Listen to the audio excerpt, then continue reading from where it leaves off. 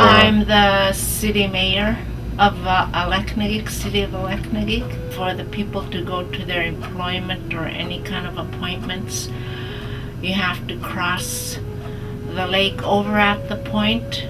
We have a point over here between north and south.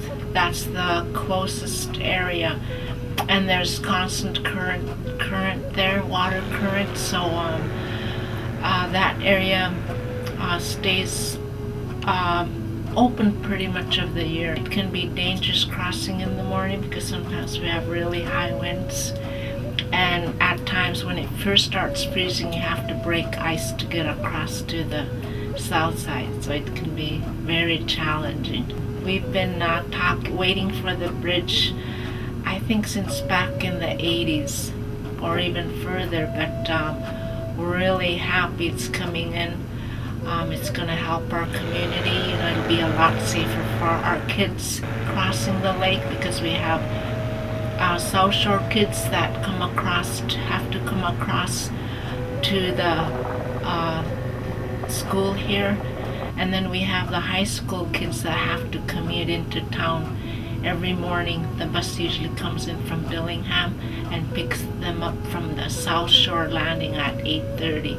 The other thing is for emergencies. We've had situations where the lake was frozen except it was so icy from rain, and the roads were icy to where accessibility was really hard, and we've had emergency situations where we couldn't get the people across in time to bring them to the hospitals. One year we've had a couple people drowned on the south side, and a few days later we had people drown near the high point, or the point across at the edge of the island there.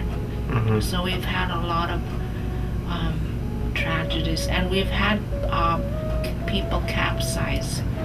As a matter of fact, I think it was 5 years ago, we had a couple guys crossing the lake in the middle of the night, and their canoe or their boat capsized, and they both drowned.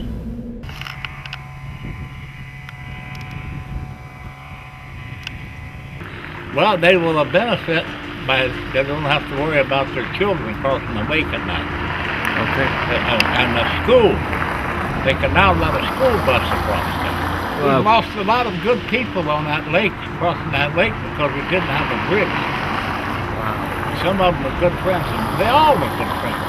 I think it's come 50 years too late, or maybe even later than that. I wish they'd widen the road a little bit now.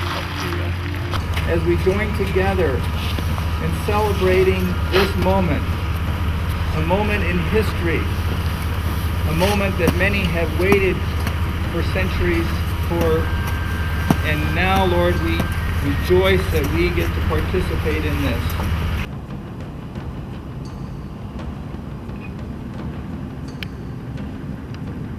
I'm the middle school, high school principal at the Billingham City School District.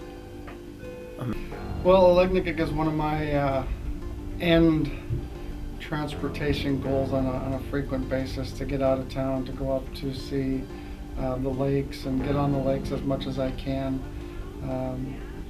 With limited road access or limited roads in general, I drive up there quite a lot. I look at a lot of things associated with education. It presents a great opportunity for my school, as well as the kids in Aleknagik, to access our services or our educational facility here without all the hindrances, if you will, of crossing the lake or using a boat or a snow machine to get here. The road would provide a much greater access to our programs or things that we do here for the students and staff up there. Well, Aleknagik is one of my end transportation goals on a frequent basis, to get out of town, to go up to see the lakes and get on the lakes as much as I can. With limited road access or limited roads in general, I drive up there quite a lot. Up to the lake, the parking is always packed. people park there and they go across in their boats or skidoos or whatever, snow goes, I guess they're called. But the road would definitely alleviate some of that congestion at the loading dock, I think.